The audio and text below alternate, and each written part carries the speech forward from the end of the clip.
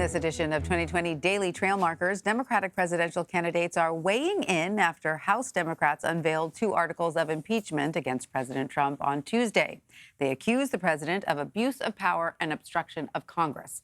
The charges focus on President Trump's efforts to pressure Ukraine to investigate his campaign rival Joe Biden and the 2016 election. Sarah Ewall Wice is an associate producer for the CBS News political unit and has been covering the presidential election. She joins me now to discuss the impact these articles of impeachment could have on the 2020 race. Sarah, great to see you. Thanks so much for being with us. Thanks for having me. How could these articles of impeachment impact the various candidates? And they all started out in different places when it came to impeachment. Have they unified at all at this point? So we've gotten a number of reactions from candidates just today to these 2 articles of impeachment that were unveiled. And they really all have slowly come together in agreement that impeachment should move forward. I actually want to read you some of the statements that we received from the candidates who were releasing comment today on this. Senator Cory Booker called this a sad, sobering moment for our country.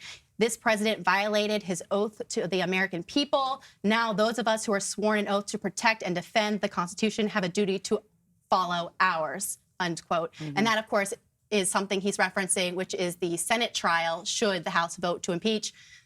Senator Michael Bennet also released a statement this afternoon on the articles of impeachment. He said, quote, "We have to follow due process and the rule of law. But if the evidence of the president's wrongdoing and abuse of power continues to remain consistent with what we've seen, it's likely I will vote to impeach." He, of course, also will have to sit on that trial. Yeah. Other candidates have come forward with tweets. Senator Bernie Sanders said it was appropriate and necessary, and he called on the House to pass it today.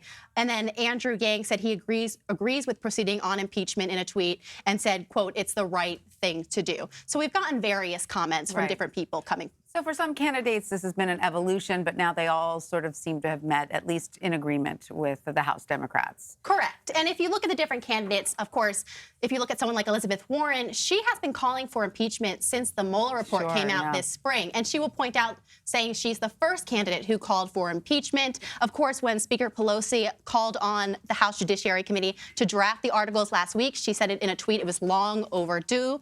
Julian Castro also has been calling for impeachment since the Mueller report. But another candidate who's been interesting to watch is Vice President Joe Biden, who's really been at the center of this inquiry from the very beginning. And he, of course, has always said that he will beat President Trump in the election, saying he beat him like a drum is the phrase he uses.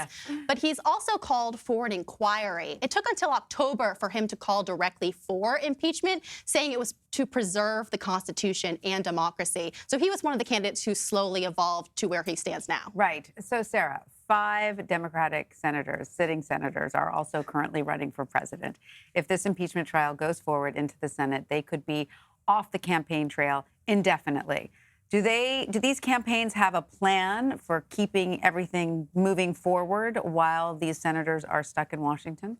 They're definitely thinking about it, and they're definitely being asked about it on the campaign trail. Of course, Senate Majority Leader Mitch McConnell said no decision has been made on how long this could last, but Clinton's impeachment trial in 1999 lasted about a month. Andrew Johnson's impeachment trial in the 1800s lasted about 3 months. So it's unclear how long this would last. The rules are they could be in session as many as 6 days a week right before these critical contests in Iowa and New Hampshire. So the candidates have been saying they will 100% fulfill their constitutional duty and be in Washington for that trial should it happen.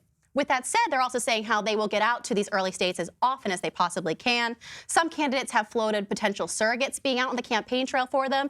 Senator Amy Klobuchar, for one, has mentioned having family members on the campaign trail, as well as some leaders from Minnesota who've been already campaigning on her behalf. Of course, we've also had Senator Michael Bennet suggest to my colleague Nicole Skanga that he could hold tele-town halls and potentially make calls to voters while he's stuck in Washington.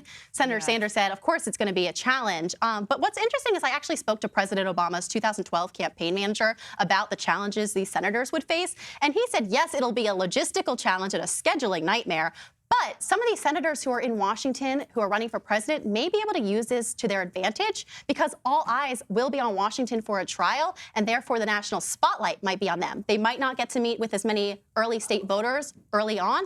But if the focus is all in Washington, that could be something that helps them. Right. All right. So, Sarah, the next Democratic debate is right around the corner in December. The deadline to qualify is Thursday. Can we expect any surprises between now and then? No, I don't think so. There are 7 candidates who have qualified so far for the debate. We've got Vice President Joe Biden, Pete Buttigieg, Amy Klobuchar, Senator Bernie Sanders, Elizabeth Warren, Tom Steyer, and of course today we had one more candidate qualify, and that was Andrew Yang. He needed one more poll to qualify, and he got it. The only other candidate who's close to qualifying is Congresswoman Tulsi Gabbard, who only needs one more poll to qualify by Thursday. But she tweeted that she will actually not attend the debate, whether she makes it or not, on Thursday. Did she give a reason? She said she was going to be meeting with voters in early states. It's interesting because the DNC has been facing a lot of criticism for the debate qualifications for months now. And there was also criticism recently because until Andrew Yang qualified just today, all other 6 candidates who qualified for the debate are white. There's no African Americans on the debate stage, and there are no Latinos on the debate stage as of right now. We don't expect Julian Castro or Senator Booker to qualify by Thursday. So they have faced criticism for that, and I don't expect that criticism to go away. We don't know what the thresholds will be for January, so it'll be interesting to see where the DNC goes with that. They could increase them like they have for previous debates, every time ticking up the polling and the donor thresholds, or they could do away with it and do something different, so we'll have to wait and see. And for those candidates who have not qualified, and it looks like they may not, has there been any indication from their campaigns whether this will be a last hurrah or they are going to keep plugging away? You know, a lot of them have said they will keep plugging away. Okay. I mean, we have several candidates who have been in this race for months now who haven't qualified for debates.